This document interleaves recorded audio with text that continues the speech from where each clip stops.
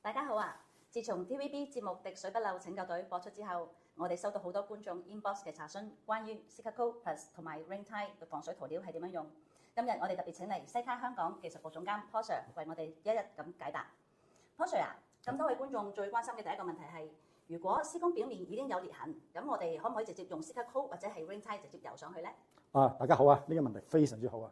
咁我哋喺做防水層之前咧，就係要檢查一下個基面咧，即係個實線面咧，咁係靚唔靚嘅。咁啊，我哋首先檢查佢有冇空鼓。如果有空鼓嘅話咧，我哋要將佢清咗佢，鑿咗佢，再補翻平嘅面，先再做防水層。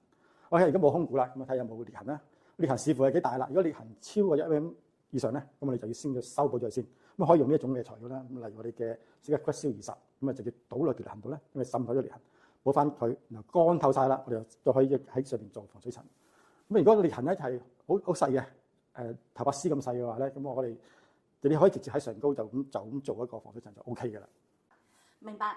咁第二個問題，咁 Cicaco 或者係 Ring Tie 佢可以油喺邊類型嘅表面咧？呢一類亞加力類嘅防水膜咧，佢咧對多種嘅材料都有好嘅黏結力嘅。咁例如石屎啦、批盪啦、磚面啦、瓷磚面或者金屬面咧等等，同埋其他好多種嘅材料，佢都可以合適去黏結嘅。咁好多觀眾都想問啦，咁佢哋咧就如果係表面已經係油咗其他品牌嘅防水層，咁可唔可以直接用翻 Ring Tie 或者係 Cicaco 油上去咧？一般嚟講咧，我哋相同嘅物料咧，佢黏力咧都會比較好嘅。咁但係要注意一樣嘢啦，咁我哋舊咗嘅防水層咧，因為佢用咗好長嘅時間啦，有機會喺表面咧會積住一啲塵埃或者垃圾污糟嘢咁樣啦，咁啊可能會阻住佢新同舊面嘅黏結力嘅。咁喺做新嘅黏結層嘅時候咧，我哋就最好咧將舊層咧就清走佢。或者唔係你話想要保留嘅，咁你就要清乾淨佢，然後揾個地方試一試個黏結力，確認咗係 OK 冇問題啦，先再大面積去做。咁產品有咩顏色揀㗎？Cicaco Plus 同埋 Ring Tie 咧都有灰色啦，同埋白色兩種顏色嘅。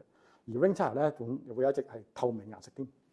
咁另外好多觀眾都想知啦，咁一桶可以油到幾多尺，同埋要買幾多桶先至夠用咧？我哋以兩層嚟計算啦，有兩浸。咁樣一桶20公斤嘅話咧，我哋大概可以用到咧10個平方米，即係大概100尺到啦。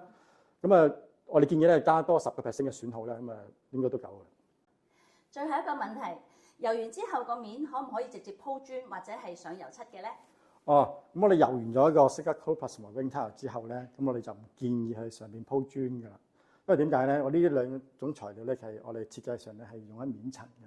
咁啊，大家如果想用喺中浸嘅防水料咧，咁啊可以用另外一隻產品嘅，例如我哋嘅 Cicalastic 680或者叫 Cicatop 300 Seal 嘅產品嘅。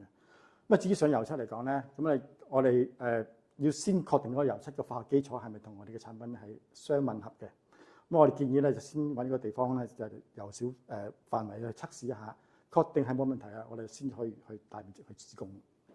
多謝晒 Paul Sir 詳細嘅解答。